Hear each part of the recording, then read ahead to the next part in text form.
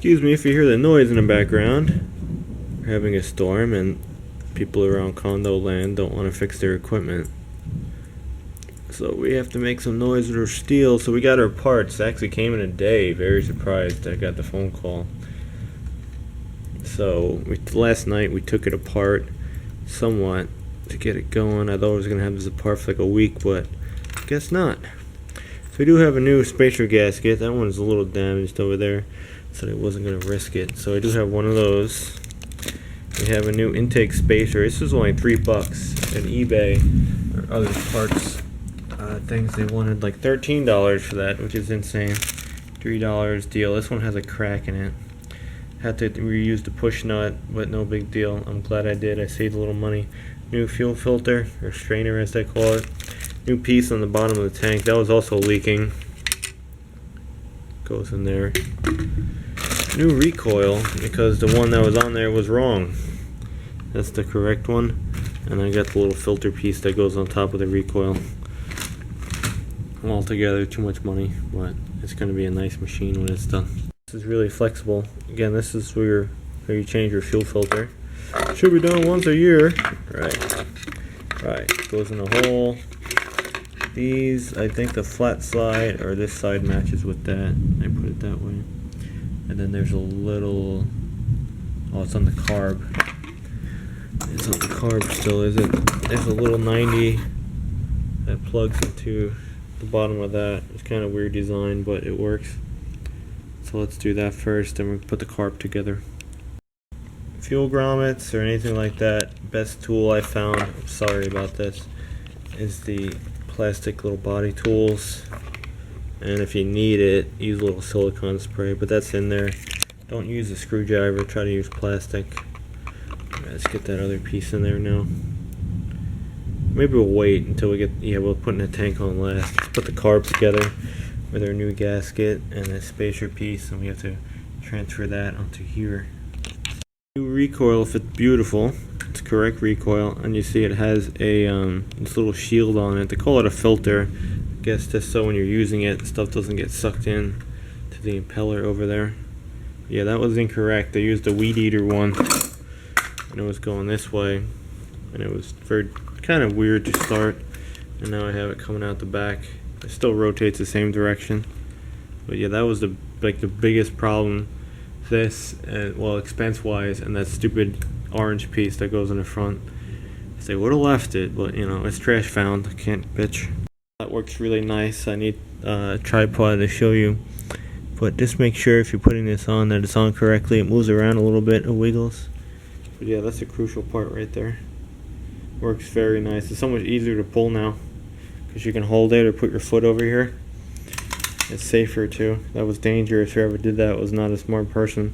Could have just bought the right part. Don't rig stuff in life. Fix it right. What else do we have? We have the gasket, and we have this thing we got to put on. Yeah, and the tank should clear. Yeah, you see the tank goes under that. Excellent. Okay, we're doing this in the correct steps. I guess that's why they threw it out. Didn't want to go through all this. That is so nice though. Beautiful. Alright, it's new gasket because I ripped the old one, and this new spacer piece because the other one was cracked. $3, why not? So we just got to put that on the same way. Reuse the push nut. And yeah, I should have really bought a new gasket, that little green gasket down there, but we'll see how it goes. Again, budget way overspent. I still need to get a plug too for $3 to use one. If you can't really see, but a good way to check your wear is just take the muffler off of the intake, and you see this piston is actually in very good shape. It is really nice. There is no scoring at all. It almost looks brand new. So I was impressed when I had that apart as well. This assembly with the throttle is just a little pin in the back that you can probably reuse. I hope I can. And a push nut which comes out. You just gotta push that back on there. I picked this off with a pick tool yesterday. I didn't think it was gonna come off, but it actually came off fairly easy. Push nuts, like they say, just put the pin in the back, put it through the correct orientation. If you forget, look for witness marks like I did. That's where that was contacting over here. Let's get a socket, push down, pull up, it's good. Then we gotta transfer these studs over, and we're gonna have an awesome machine. Okay, so now we got this thing on with throttle cable. This pops right on like so. That's a clip job on the orange thing. Very simple. Don't forget your old gasket, because old gasket's cool. Put this thing on, put this thing back. Make sure your studs are in the correct orientation. They can twist on you, and I think mine just did again. Oh no, they didn't. You want to keep those in the hex in the back.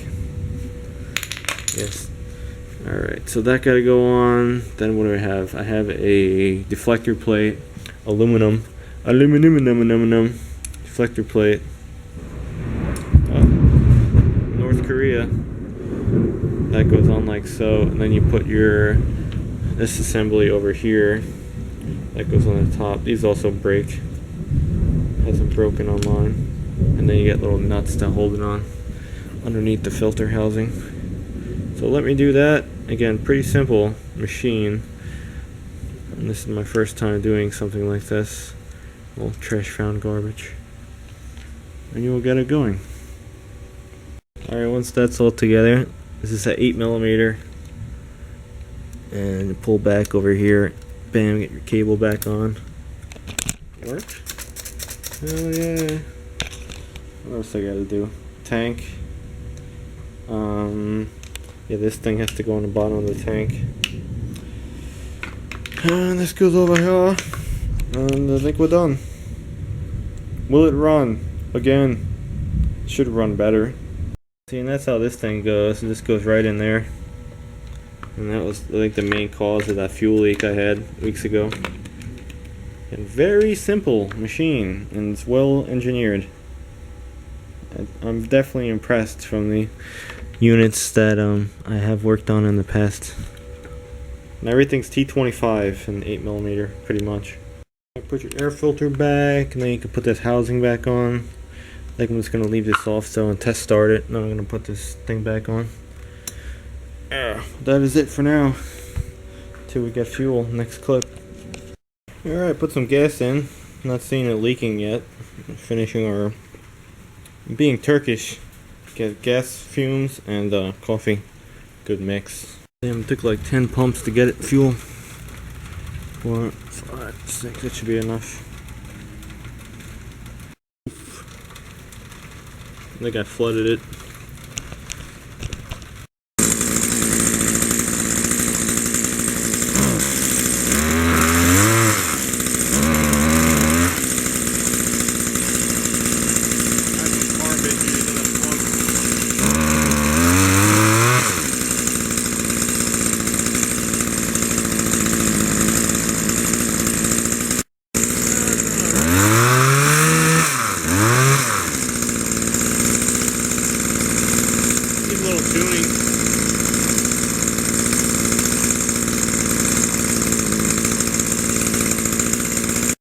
I think it needs a little tuning, maybe a carb kit.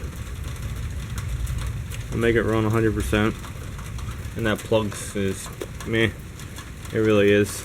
It's an old NGK. I think it ran better with the Champion. The gap is pretty wide on it too. We'll have to get that, but it does run. Doesn't leak gas anymore. This recoil makes it so much easier to start. So yeah, it's cool. This is how you spend stupid money on an old machine that you found in the garbage. Just like that. But it's better than what it was, and it doesn't leak fuel. We could have fixed the fuel leaking problem for $6 for... Where's that part? This thing was like $6.25 or something. It really needed a new fuel filter. That was like $3. The grommet was 45 cents, and the fuel line was 79 cents. So really, that's all it really needed for it to stop leaking fuel. But then the recoil was wrong. It was missing the cover. The pre-filter was blown out, and I saw the crack in the spacer. So I said, let me just fix it. And when I took the spacer off, I broke the gasket, which was another $5. But it's all good now. least it starts fairly easy. I think I flooded it. That's why it was running a little bop, bop, bop, bop, bop in the beginning. Yeah, let me go sharpen the blades now. That should be fun. So, keep it in the trash, people. Oh, I put the cover back on. I lubed the blade, and look, my sticker's falling off. I tried to save it. I peeled it off the other one with a heat gun. And it looks better with some sticker than no sticker. I'm not really worried about the sticker. But I'm actually chasing one, though, for 80 cents. If I can find it. That's the deal. Yeah, use bar and chain oil on that. We still got a shield coming, but no one cares about that safety thing. It goes bam, bam, bam. A little piece of aluminum. Yeah, that's how it looks. Found it in the trash, cleaning it all up. It was extremely disgusting. I found that when I shake it around with super low fuel, it will crap out on you now and then because the fuel filter gets out of the water, so to say. Yeah, and I'm probably gonna put a carb kit in it. And I hope the check valves are not bad on this carburetor, because if not, you have to change them, and they're a pain in the ass. I think those were bad on another Zama carburetor. This is a Zama CQ1 or C1Q. I don't know, I'm kind of dyslexic. I swap around numbers.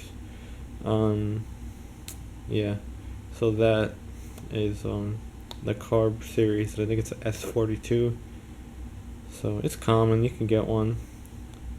But I don't want to. I'd rather put the kit in it. If the gaskets are dry, I could do with that one. It was a Walboro. I put all new. I rebuilt it and it runs a hell of a lot better. Doesn't bog anymore. All right. So hopefully this will be a running machine for a little bit. Yeah. Still, I think I'm chasing a if I find a deal on one, a MS261 chainsaw. It's like a 20-incher. But it's with Pro Series, no plastic, magnesium. I didn't even know they made chainsaws like that anymore.